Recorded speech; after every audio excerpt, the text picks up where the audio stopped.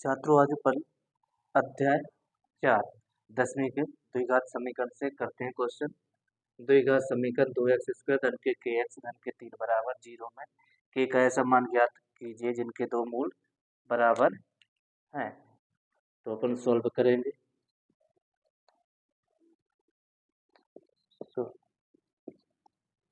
तो दिया गया द्विघाती समीकरण निम्न है। तो 2x² धन के kx धन के 3 बराबर 0। तो अपन करेंगे मानक द्विघाती समीकरण कि ax² धन के bx धन के c बराबर 0 से तुलना करने पर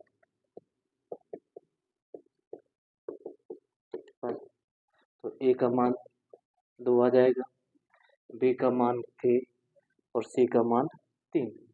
क्वेश्चन दिया है जिनके दोनों मूल बराबर है।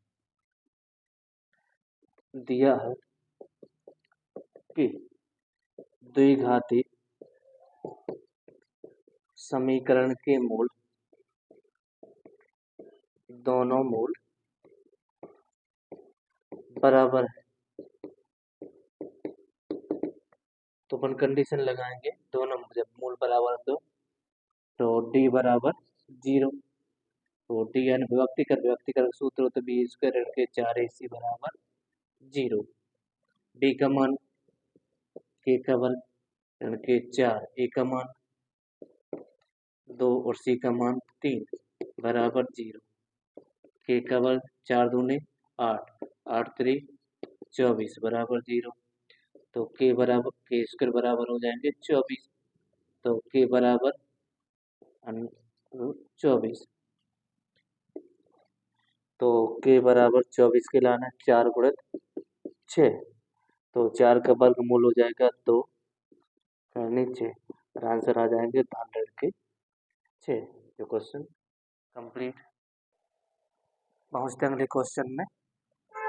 दूसरा क्या है, द्विघात समीकरण के x कोष्ठक में x ऋण के 2 धन के 6 बराबर 0 में k का मान ज्ञात करना। तो दिया गया द्विघाती समीकरण निम्न है।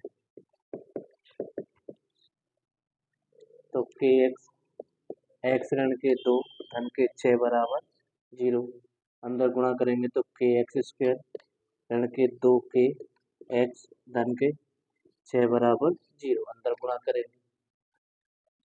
तो अपन मानक द्विघाती समीकरण की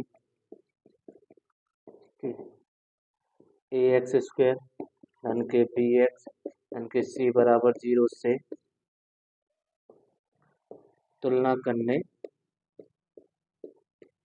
पर तो a का मान आ जाएगा k, b का मान के 2k और c का मान आ जाएगा 6। अपना दिया क्या है, दोनों मूल बराबर है। तो दिया है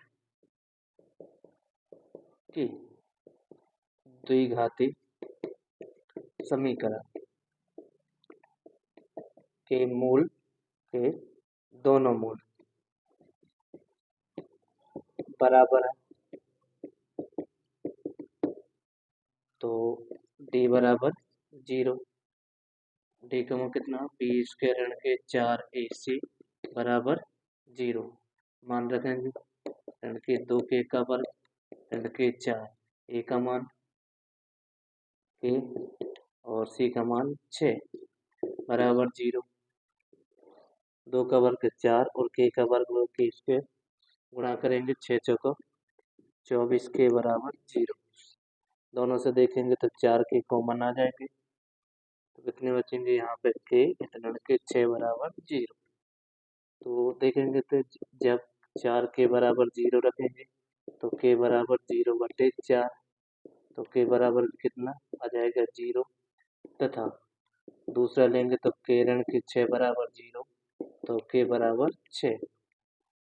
तो यहाँ पे जो के दो मान आ जाएंगे, के बराबर 0 और 6 जी आंसर हो जाएंगे, कंप्लीट हो जाए अपना